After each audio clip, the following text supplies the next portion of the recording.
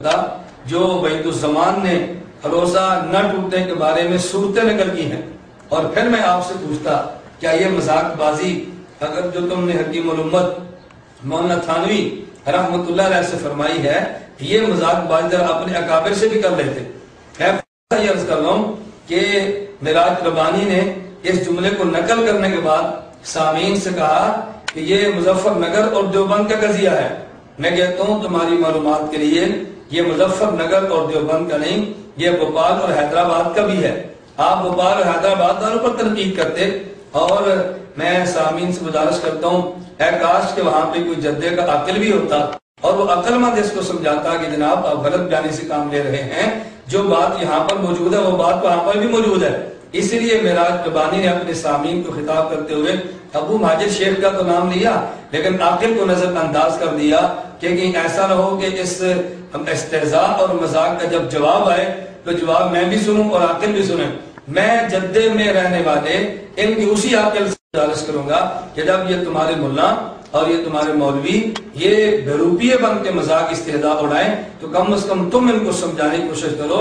اگر علم نہیں اپنے تم نام کا حیا کر لو، انہیں سمجھاؤ یہ بات کہ اکابر علماء اور مسلک کے علماء کا جو استہزاء اور مذاق نہیں کیا کرتے۔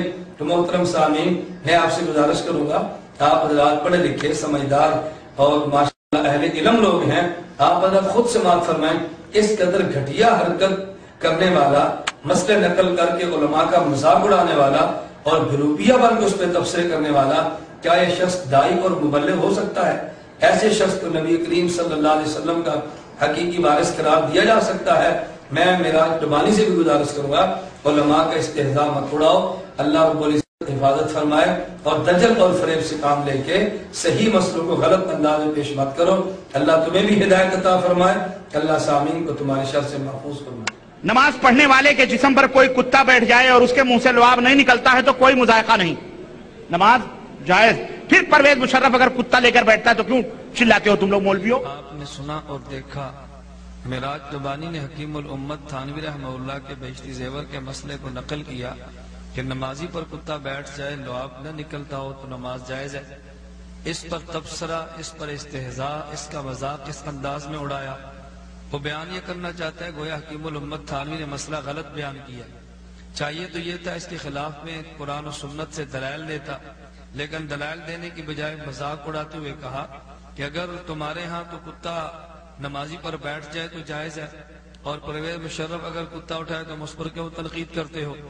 ارے جاہل، حکیم الامت تھانوی رحمہ اللہ نے یہ نہیں فرمایا کہ تم کتا اٹھا لیا کرو، نماز میں کتے کو گود میں بٹھایا کرو، ایسا کرنا کو باعث اجر و ثواب ہے۔ حکیم الامت تھانوی رحمہ اللہ نے تو مسئلہ نقل کیا، اگر آدمی پر کتا بیٹھ جائے بھلا کیسے بیٹھے گا؟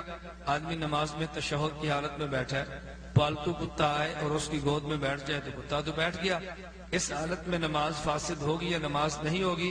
حکیم الامت تھانوی رحمہ اللہ فرماتے ہیں نماز ہو جائے گی۔ اس پر معراج ربانی نے اعتراض کیا اور مذاق اڑایا، جبکہ نواب وحید الزمان بہشتی زیور لکھے جانے سے کئی سال قبل اپنی کتاب نظر الابرار جلد نمبر 1 صفحہ نمبر 30 پہ تحریر کرتے ہیں۔ آپ ذرا نواب وحید الزمان کا تحریر کردہ مسئلہ بھی پڑھیں۔ حضرت تھانوی رحمہ اللہ تو یہ کہتے ہیں کہ اگر نمازی پر کتا بیٹھ گیا تو نماز جائز ہے، کہتا ہے وَلَا تَفْسُدْ صَلَاةُ حَامِلِهِ، نماز میں کتا اٹھا کر نماز پڑھنے والے کی نماز بھی فاسد نہیں ہوتی۔ ایک ہے کتے کا بیٹھ جانا، ایک ہے کتے کو اٹھا کے نماز پڑھنا، دونوں میں کتنا فرق ہے؟ حکیم الامت تھانوی رحمہ اللہ فرمائے کہ کتا اٹھا کر نماز پڑھی تو نماز ہو گئی، تمہیں اعتراض ہوا۔ نواب وحید الزمان کہتے ہیں کتا اٹھا کے نماز پڑھی تو نماز ہو گئی، لیکن اس پر تمہیں کوئی اعتراض نہیں ہوا، اس کی تم نے کوئی تردید نہیں کی، بلکہ گرامی قدر سامعین آپ حیران ہوں گے، اس سے بڑھ کر نواب وحید الزمان نظر الابرار صفحہ 30 پہ سے کتے کے متعلق تحریر کرتے ہیں، کہتے ہیں وَيُتَّخَذُ جِلْدُهُ مُسَلَّى، کہ کتے کی کھال کو مسلح بنایا جا سکتا ہے، وَدَلْوًا، ڈول بنایا جا سکتا ہے، وَلَوْ سَقَطَ فِي الْمَاءِ وَلَمْ يَتَغَيَّرْ لَا يَفْسُدُ الْمَاءِ، اگر کتے کی کھال یا یہی کتا اگر کتے کی کھال گر گئی کہاں پانی میں اور تغیر نہیں آیا تو اس سے پانی فاسد نہیں ہوگا۔ کتا پانی میں گرا، کتا ابھی متغیر کتا یا پانی متغیر نہیں ہوا تو کہتے ہیں پانی فاسد نہیں ہوا۔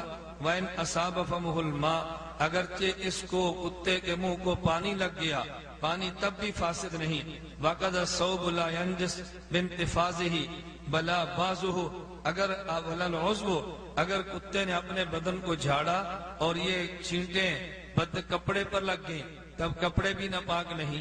اگر یہ چھینٹیں بعض جسم کو بعض کپڑے پر لگ گئیں، بعض کپڑا بھی ناپاک نہیں۔ اگر عضو کو لگ گئیں تب بھی ناپاک نہیں۔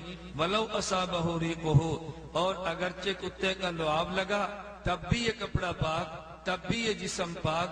عجیب بات یہ ہے، حکیم الامت تھانوی رحمت اللہ علیہ صرف اتنا مسئلہ تحریر کریں، حکیم الامت تھانوی رحمت اللہ علیہ صرف اس قدر مسئلہ تحریر فرما دیں کہ کتے کو کتا نمازی پر بیٹھ جائے تو نماز ہو جاتی ہے، تمہیں اعتراض ہوا۔